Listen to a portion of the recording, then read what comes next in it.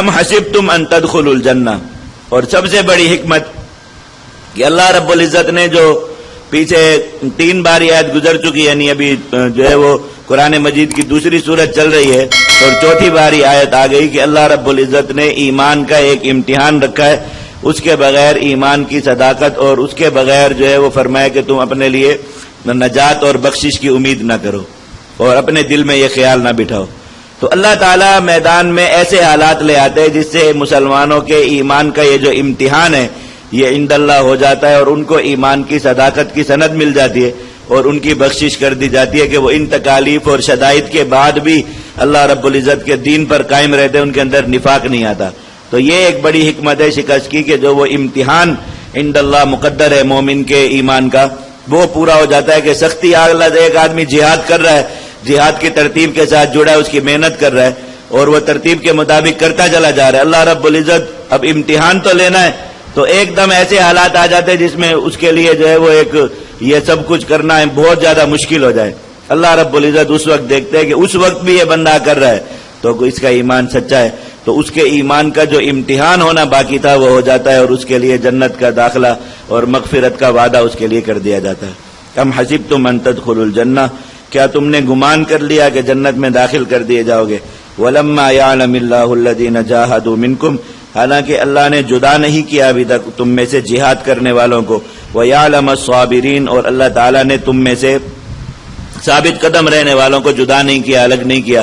اللہ تعالیٰ تب تک یہ امتحان لیتے رہیں گے جب تک جہاد کرنے والے اور تکالیف میں ثابت قدم رہنے والے مسلمان جدا نہ ہو جائیں اور اللہ رب العزت ان کے لیے جنت کی بشارت اور پکا وعدہ نہ کر دیں۔ وَلَقَدْ كُنْتُمْ تَمَنَّوْنَ الْمَوْتَ مِنْ قَبْلِ أَنْ تَلْقَوْهُ فَقَدْ رَأَيْتُمُوهُ وَأَنْتُمْ تَنْظُرُونَ۔ اب یہاں سے جن جن صحابہ کرام سے غلطیاں ہوئیں ان کو تنبیہات آئندہ کے لیے اللہ رب العزت نے سمجھایا اور اس وقت جو غلطی ہوئی اس کی معافی کا اعلان فرمایا، تاکہ بتایا تھا کہ 3 جو ہے وہ جماعتیں تھیں جن سے غلطی ہوئی تھی اور انہوں نے پھر اپنے آپ کو گھروں میں بند کر لیا تھا، روتے رہتے تھے۔ اللہ تعالیٰ نے تینوں کا باری باری ذکر فرمایا، ان کی غلطی معاف فرما دی اور انہیں پھر اجتماعیت میں جڑنے کا حکم فرمایا۔ پہلی وہ جماعت جنہوں نے باہر نکل کر لڑنے کی ضد کی اور شوق شہادت کا اظہار کیا اور بہت زیادہ جو ہے وہ دعوے کیے کہ ہم باہر جا کر لڑیں گے اور ہم دشمنوں کے ساتھ وہی معاملہ کریں گے جو بدر کے دن مسلمانوں نے کیا تھا۔ جب وہاں میدان جنگ میں کفار کا زور ہوا اور آگے پیچھے دونوں طرف سے حملہ ہو گیا تو یہ لوگ اور اللہ کے نبی صلی اللہ علیہ وسلم کی شہادت کی اطلاع ہوئی تو یہ واپس چلے گئے، مدینہ کی طرف دوڑے۔ اللہ رب العزت نے ان کو تنبیہ فرمائی کہ باتیں کرنے جو ہے وہ باتیں کرنا مطلوب نہیں کہ انسان لڑائی سے پہلے بڑے بڑے دعوے کرے، اونچی اونچی باتیں کرے کہ میں لڑائی میں جا کے ایسا کروں گا اور ویسا کروں گا، خاموش رہے، کچھ بھی نہ کہے۔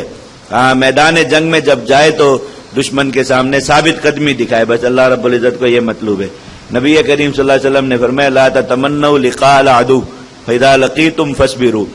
دشمنوں کے ساتھ مقابلے کی تمنا نہ کرو، یہ دعا نہ کرو کہ یا اللہ بڑا دشمن سامنے آئے اور میں جا کر لڑوں اور پھر میں اس کے ساتھ ایسا کروں ویسا کروں، یہ دعا بھی نہ کیا کرو۔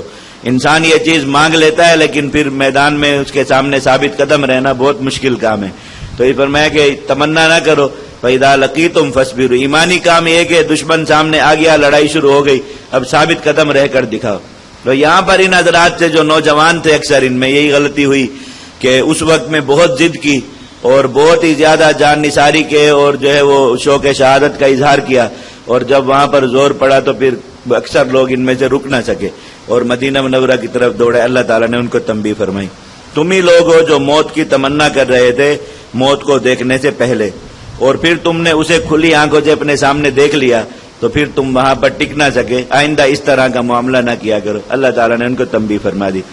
دوسری جماعت جنہوں نے نبی کریم صلی اللہ علیہ وسلم کی شہادت کی خبر سن کر میدان میں ہتھیار رکھ دیے اور یوں ہو کر بیٹھ گئے کہ اللہ کے نبی شہید ہو گئے تو اب ہم کیا کریں، اور بالکل ایک مایوسی کی کیفیت اپنے اوپر طاری کر لی اور ہاتھ پاؤں چھوڑ دیے۔ اللہ تعالیٰ نے ان کو سخت تنبیہ فرمائی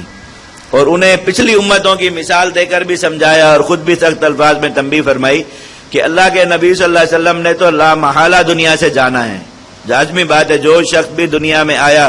اس نے ایک نہ ایک دن ضرور دنیا سے چلے جانا ہے، اور یہ دین قیامت تک تمہارے پاس امانت ہے، اس دین کی خاطر لڑنا، اسے سر بلند کرنے کی، غالب کرنے کی محنت کرنا، یہ تو قیامت تک تمہاری ذمہ داری ہے۔ تو کیا جس دن اللہ کے نبی تمہیں چھوڑ کر دنیا سے چلے گئے اس دن تم یہ اعلان کر دو گے کہ اب دین کے لیے کچھ نہیں ہو سکتا، اور دین کی نصرت سے، دین کی حمایت سے، دین کی خاطر قربانی سے دستبردار ہو جاؤ گے۔ ایسا نہ کرو۔ اللہ تعالیٰ نے سخت تنبیہ فرمائی، اور پچھلی امتوں کا جو ہے وہ ذکر فرمایا کہ ان پر ایسے حالات ہیں، انہوں نے ایسا نہیں کیا۔ تم بہترین امت ہو، تمہیں ان سے بڑھ کر بہتر طرز عمل دکھانا چاہیے کہ اللہ کے نبی اگر دنیا سے تشریف لے گئے یا بالفرض انہیں شہادت مل گئی اور وہ میدان جنگ میں شہید کر دیے گئے تو فوراً ان کے دین کا عالم تھام اور لڑو، جیسے حضرت انس بن نضر رضی اللہ تعالیٰ عنہ نے کیا۔ انہوں نے کہا کہ موتوا علی ما مات علیہ رسول اللہ صلی اللہ علیہ وسلم، تم سب بھی اسی دین پر اپنی جان دے دو جس دین پر اللہ کے نبی صلی اللہ علیہ وسلم نے اپنی جان دے دی۔ اور یہ کہہ کر انہوں نے دشمن پر حملہ کر دیا تو اللہ تعالیٰ نے ان کے طرز عمل کی تحسین فرمائی،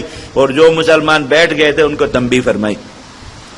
وما محمد الا رسول، محمد تو اللہ کے رسول ہیں، قد خلت من قبلہ الرسل، ان سے پہلے بھی بہت سے انبیاء گزرے، دنیا میں آئے اور اپنا وقت پورا کر کے دنیا سے چلے گئے۔ فإن مات، کیا پس وہ وفات پا جائے، او قتل، یا شہید کر دیے جائیں،